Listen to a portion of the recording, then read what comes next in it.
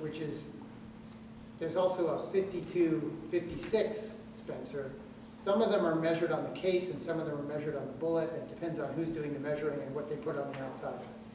So, but that's a 52 rimfire. So what I would do for this is whenever I ran out of ammunition, I would just do what I just did. The cartridges are in here. Take out 6 or 7 cartridges, drop them in head first, close things up again, and then it's ready to go for another 7 rounds. And the power is comparable to the muskets that the enemy is using. So they can't outdistance us necessarily, and they can't outgun us because they don't have the firepower. They have to reload every shot. But it's a messy business. It's mud everywhere all the time, flies everywhere all the time, burial detail everywhere all the time.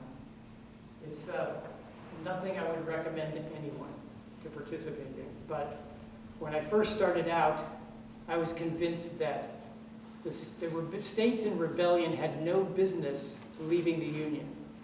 That was not part of the agreement. The Constitution didn't make any allowances for them to leave. And then, partway through the war, various political entities transformed it into a fight to free the slaves. And because my family is from northern Indiana and we aren't particularly fond of slavery, that didn't make a lot of difference to me. But some folks from some parts of the state and other states thought I joined the Army to keep the Union together, not to free the slaves. And that was not part of their agreement, and some of them were not happy about that, but they had signed a 3-year enlistment, so they were still there. There are some folks that are, if you catch any of them, let us know, bounty jumpers. Some localities, some states, some localities will offer a bounty for you to join the Army, to enlist. Sometimes it's $300. That's like more than a year's pay. So, but what they would do is join a unit, collect a bounty, then they would abscond, disappear. They would move to another state, join another unit, collect another bounty, stay there for a while, and then they would leave again, join another unit. There's no way to keep track of them. So there are bounty jumpers out there. And there are also some of the people with a lot of money that will pay a substitute. If they've been, as the war came on, I enlisted, but there are people who are drafted. And they will pay a substitute, sometimes $300, to take their place in the regiment they have been drafted into. Mm-hmm. In the South, if you owned 20 or more slaves, you were immune to being drafted. And so some of the folks in the Southern Army that we had taken prisoner were not happy about. They were glad to be not fighting anymore because they didn't own any slaves.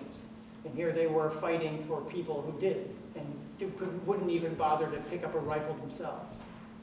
So it's complicated. Yes? When you are on burial duty, I'm assuming these are only your fallen troops, not Confederate troops as well? It depends. We can't leave bodies laying around for very long. Flies and disease and things happen. And we want to bury them as fast as possible. So a battle happens, and then there are bodies, and then both sides come out and do that? Sometimes. It happens less as the war went on, is that if someone comes out to do burial duty, someone might be shooting at them. So one of the things that the burial duty people have, you can tell, is they will have, this is the bayonet that goes with this rifle.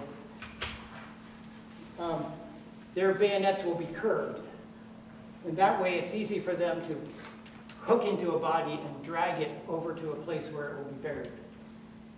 Sometimes, in some of the places, there is a mortuary detail that will, and especially if the families will pay for it, they will embalm the body and send it back home. But some of them that won't happen to, and they're just buried very close to where they fell. So how do we know the names of those? Some of the early ones you don't know the names because some people who knew them could identify them, but sometimes if the wounds are bad enough or the decomposition is bad enough, no one can tell who they were and no one knows. And they'll be buried in an unknown grave. As the war went on, some of them would have you could buy them at a sutler's, a little brass disc that had their names stamped into it. They would sew into the back of their coat. And that way you would know who they were. And some of the folks, before they went into a big battle, would write their name on a piece of paper. And the least likely place where something bad would happen, because you're not going to be running away from the enemy and show them your back, that's cowardly, would be inside the back of their coat. And so that's where they would write their name and pin it, and then at least it could be identified later. So the families, there's a lot of families in this war who have no idea what happened to their loved ones and may never know.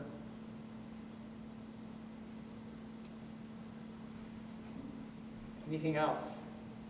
I have a question about camp. What kind of games and card games and dice games do you like to play? Faro is big. Some of them like poker. Some of them try and introduce new games, but those are usually sharps who are trying to take our money. And I think they're making it up as they go along. And we also play Farkle with the dice. Usually takes 5 and I only have 3 right now. I think more things have fallen out of my blanket roll than I would like to admit. So if something did fall out of your blanket? Oh, yes. Is it wherever you sit at camp, do they have things that you can go replenish Well, that with? Or they find things and they would? Well, usually if somebody finds something, they keep it. No, I meant like the regiment, whoever.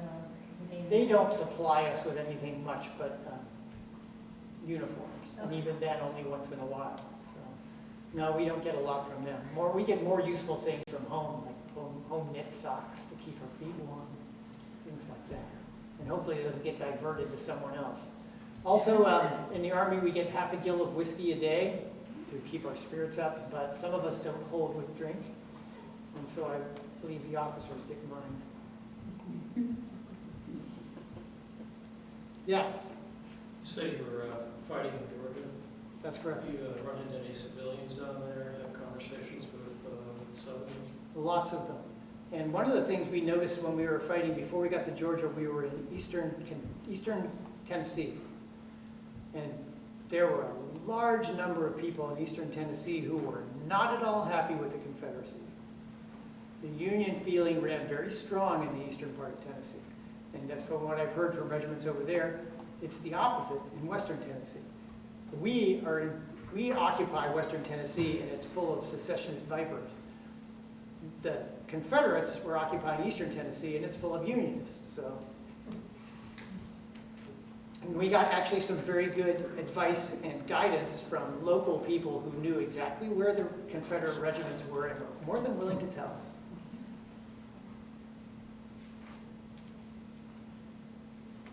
What are the largest skirmishes that have happened in Indiana so far?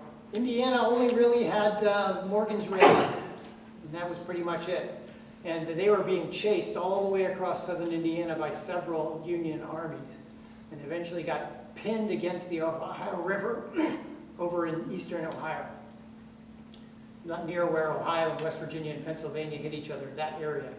And eventually, one of the things that the Navy did, yes, there was a Navy, they would send gunboats up the river, and every time Morgan wanted to cross back across the river, there was a gunboat sitting there and would shell them and they couldn't get across. So they kept going upriver farther and farther, hoping to get upriver far enough that the gunboats couldn't follow them, but they never made it that far. So it was only the Morgan's Raid that happened here in this state. So what rivers were the gunboats on, the Ohio? The Ohio. Well, they're on all of them. Actually, early in the war, some of them went down to Tennessee and Cumberland, way down into southern territory. The Union Navy controls a lot of the rivers, which means they control a lot of the commerce on the rivers, and also it means that wherever they sail, both banks are enemy territory, so they have to be very careful.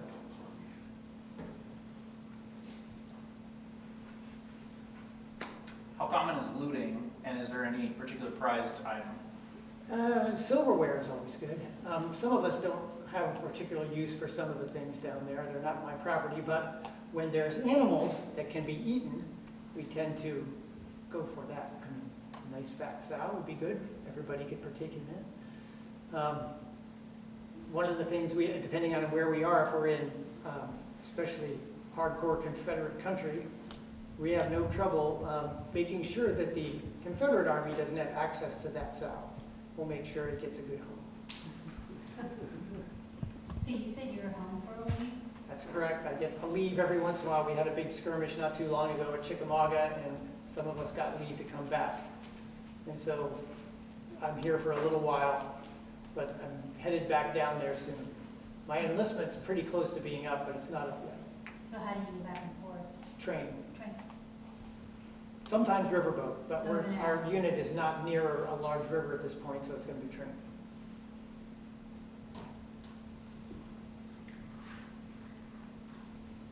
Yeah. Kind of a follow-up from my first question. I know that some of the slaves that had gone away and joined Union armies were brought into the camp and they would do things. Did you meet any former slaves? Yes, quite a few.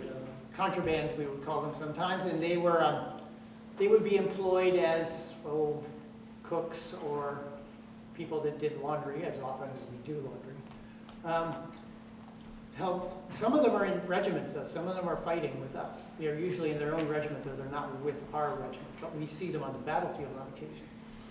And we're always willing to separate slaves from their former masters and give them gainful employment if we can.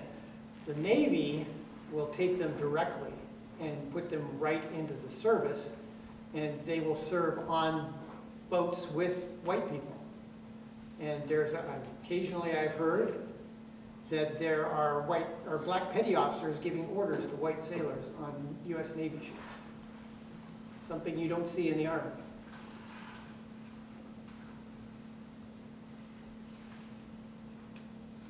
Anything else? Yeah, I can be done with that. William Clark Allen, who's the guy I was talking about there, is some of the things he wrote back home gave you an insight to what he was talking about. One of the things he wrote in 1863, before the Emancipation Proclamation, is, "We are tired of this trifling with the Constitution and laws which were handed to us by our forefathers," which referred directly to secession, which a lot of people believe there was no secession possible from the Union. And they were going to enforce that at the point of a bayonet. When a man is taken to a hospital, you may mark him for a discharge or an occupant of the cemetery. Common soldiers did not have a high opinion of Union hospitals, with good reason. Usually they were hacking limbs off constantly. So. And one of the things, a quote I read at one point, they were talking about, because Lister over in Europe had just been talking about sterilizing instruments and hands and things like that for operations not too long before the Civil War. And I think one of them had asked that, why aren't you cleaning your hands off between operations? And the answer was, a gentleman's hands are always clean. One of his quotes about this rifle here was written in May of 1863. "We have drawn the Spencer repeating rifle. It is a 7-shooter and a beautiful little gun. They are charged to us at $30, 15 of which we have to pay." So a musket, a muzzle-loading musket, cost maybe $7. These were $30. So in the Army Department was like, why should we spend $30? And one of the things he wrote to his brother George, this was in December of 1862. "George, you may be thankful you can go to school instead of having the schoolhouses used as hospitals. And if you never see me again, remember that my advice was never to throw away 3 years of the best of youthful life in hunting for men with intent to kill." So they were doing the job. They didn't necessarily like doing it, but they were doing it because they thought it was necessary to be done, and they had to do it. He signed in before they didn't start drafting. The Confederate Army started drafting in 1862. The Union Army didn't start until almost a year later. And so he joined because a lot of your friends and neighbors were joining. And back then, if a group from a township or a town or a city or a neighborhood all joined together, they would usually be put in the same regiment together. And so they knew all the people that were around them. They had seen them their whole life. They served with them the whole thing. And then afterwards, there was a lot of camaraderie, that survived, because they knew each other their whole lives, and they knew they'd been through a singular experience of the Civil War together. And that bonded those people pretty tightly. How old was he when he enlisted? 22, which wasn't all that young. A lot of young people were enlisting. And some of them would do little cheats, like some who were a little bit large for their size would write the number 18 on a slip of paper and put it in their shoe. And then they would ask, "Are you over 18?" And they would say yes. I didn't have to lie. What I'm struck by is that 22-year-old's knowledge of the Constitution. Because I certainly don't think our kids are getting that kind of civics education today. So most people, there's a huge number of people who've never read the Constitution. Yeah, I know. So they don't, how can you expect to know what's in it if you don't read it? And they had a lot fewer amendments than we did back then. Yeah. We wrote smaller documents. Well, what did he do for a living before joining? He was a farmer. He worked on his family's farm, like most of the folks that joined from Indiana. There were a significant number that joined the Navy from Indiana, which you wouldn't hardly believe, but anybody with river experience, which there was a number of people that had river and canal experience, they were valuable in the Navy. A lot of them didn't want to join the Navy because that meant missing out on being with their neighbors and their friends who they knew in the same Army unit. So it was harder to get people to enlist in the Navy. And for most of the war, the Congress would not allow the Navy to offer bounties. So it was just hard for them to get them. So I'm going to go back into the Navy a lot because that's where I do most of my living history stuff, is Navy stuff. And some of the pretty prominent officers came from Indiana who fought at places like Shiloh, things like that. Who was that? There's a fellow who does Lew Wallace. Some of you might know Lew Wallace. He's the author of Ben-Hur. He was a Civil War general, lived in Crawfordsville. His house is still there. They still have a museum there for him. And he was in charge of one of the regiments at Shiloh and things like that. So he did a lot of stuff. And injuries from these large caliber bullets usually were, if not immediately fatal, they were eventually fatal. And if they hit you in the limb, they just hack it off. Because the bones were shattered, they couldn't reconstruct things like that. Off it goes. And so I think I read it, I watched the Ken Burns Civil War thing. I think it was like something like a fourth or a fifth of Alabama's public expenditure after the war was for prosthetic limbs. Because so many people lost so many of them during the war. So it was a nasty thing, and it was horribly done, and they were using Napoleonic tactics, which was stand in lines and shoot at each other. And when you're using a smoothbore musket, 100 yards is about all you can expect accuracy from. And we were still using those tactics with rifles that were good out to 400 yards. And so it was simply slaughter. People were just shooting each other down. Eventually they learned to do things like, at Petersburg, was trench warfare. It would presage what happened in World War I. It was just trench warfare for months. And it had to get out of the way of these things they could shoot you from a long ways off. Now we can talk about modern stuff. Anything else? You're welcome to come up and look through the things. I actually have, because I use this rifle at reenactments, I have some of the blanks that we use. That is good luck finding a 32 gauge shotgun shell that is gone through a press to make it a little bit smaller, cut off, loaded with black powder. There's a little bit of window insulation at the top to hold it in, and then crimped. And then we use these for reenactments just to make smoke and sound and stuff like that. And if people were really up for it and wanted to see it happen, I could demonstrate that outside, because I have about 6 or 7 rounds I could put through it. But it's possible, but then I'd have to clean it. And that's one of the things they did, was clean their things a lot when they had a chance, because these things get rusty, they stop working. Can you tell us a little more about reenactments? Like, how long do they last when you do something like that? Usually a weekend. Uh-huh. People think about, Gettysburg. Oh, it's a big reenactment. There's thousands of people. Yes. And there's also, a number of incompetent people, because I talked to people who've been there before, and some of the folks forget to take their ramrod out. And then they fire, and this ramrod goes over their heads, you can hear it go. Okay, another Rev left a ramrod in the rifle. That's why you get down. Usually they're weekends. A big one in Indiana is at Hartford City in October, and that brings quite a lot of people in. There's one at Rockville, over near Vermilion County, over near on the far west side of the state. That's in the first weekend in May.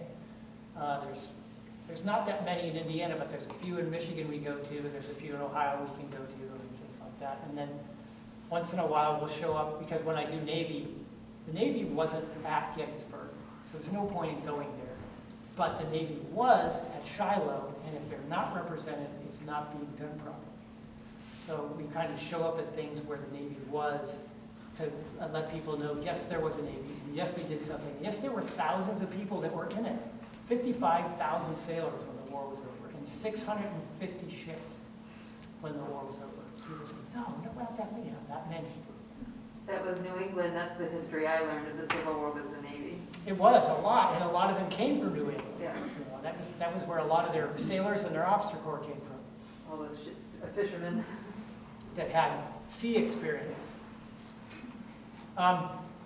Some of the things that we talked about the Navy was blockade.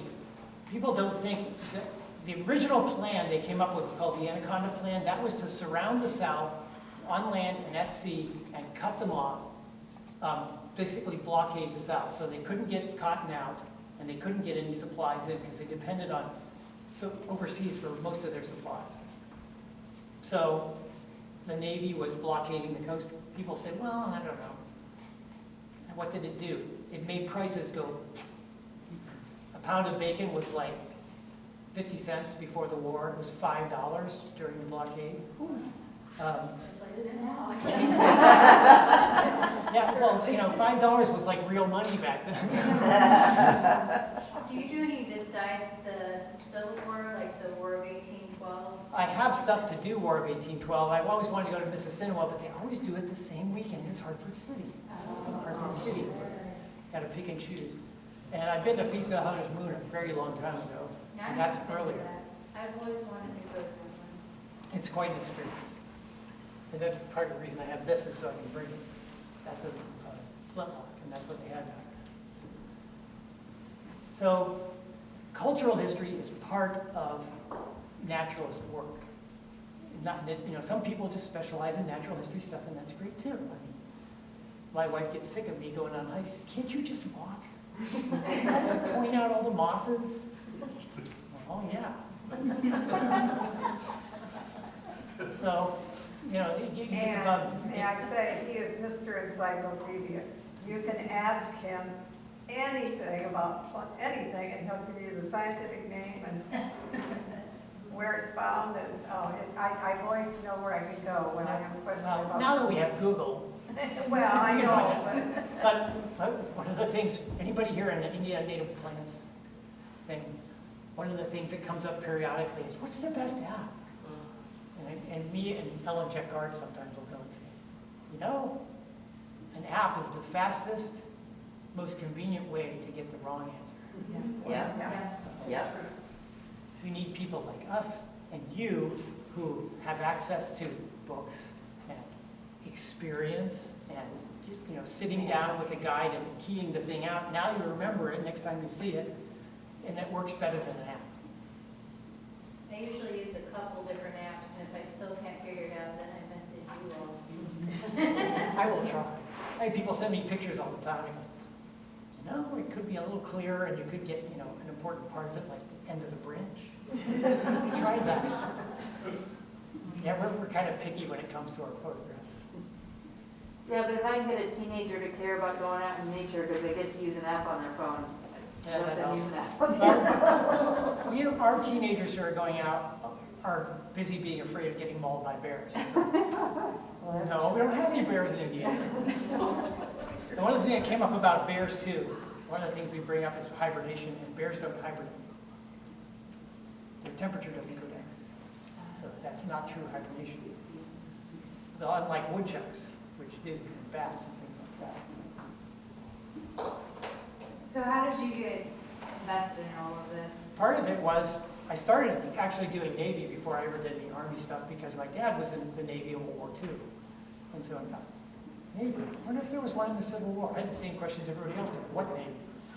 And so there's a lot of research. There's actually an organization that is nationwide for Navy reenactors. We have maybe 100 people in it. It's not very many. And that's how I got started. And then I kind of branched out from there. I was always doing early settler things. Even when I was working in Evansville, I was doing early settler. And I've got like a buckskin coat and all this other stuff that I used to use for that. And I still have it in there in case I need to use it. And once in a while, I will do the Navy presentation at high schools. I did it at East Side, and I've done it at Leo. And I've done it for the commander of the Crane Naval Weapons Station down in Center Park. And we've done it at Shiloh, and I've done it for the ROTC programs at Marquette University and Ohio State. So every once in a while, someone will come along and say, you know, these people need to know this because it's part of their service history. And it doesn't come up. You don't see it. You see it in history books. Nobody talks about Navy and the Civil War in history. They're too busy with, you know, they only give you this much room for the Civil War. You got other things to think about. But you're welcome to come up, handle the items, some of which are original. The metal in this rifle is original. It was probably issued to possibly the 72nd Indiana, where William Clark Allen was. The serial number doesn't have an exact match, but it's in the range of rifles that were issued to that group. So this thing was in the Civil War, and who knows what happened to it. How did you get it?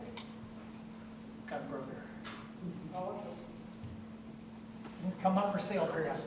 Well, that soldier took it home, it sounds like. How much was it? That was a $1,000 rifle. But you can't get anything like that. If I was to sell it now, I could get 3 times that, because they aren't making any more of them. And in this little thing here is actually a 52 rimfire, which they don't make anymore. They haven't made these for almost 100 years, and that's what that would originally have shot. I had to replace the breech block for a centerfire breech block so it could use those shotgun shells underneath. But I bring these in to show people when I go to reenactments, but I keep close track of this because I'm not going to get any more. And then there's a mini ball here. This is the kind of thing that the Army was shooting out of their rifles, and it's hollow in the center here. And when the powder impacted, the exploding powder impacted the back of this, it would expand it into the rifling. That way you could drop it down in there and not have to push it all the way down. And when it fired, it would hit the rifling and be more accurate. It would spin the bullet. So that's why these things could hit things out to 400 or 500 yards. But the Navy didn't use those much because there's not much room to swing a ramrod on board ship. You got an interesting mechanism on the butt of the collar. Can you explain that a little bit? This is the patch box. This is where we keep greased patches. And these are what goes when you're loading this. It's not a cartridge. If I loose powder, stay in. Is you would dump the powder from the powder horn into here, the big powder horn. Then you would get a patch out and lay it on top of here, and then you get the round ball and put it on top of that. And then you get a bullet starter, which is kind of a round thing with spikes sticking down here, and push it down in. And then you use this to push it the rest of the way down. And so that's just a place to keep patches.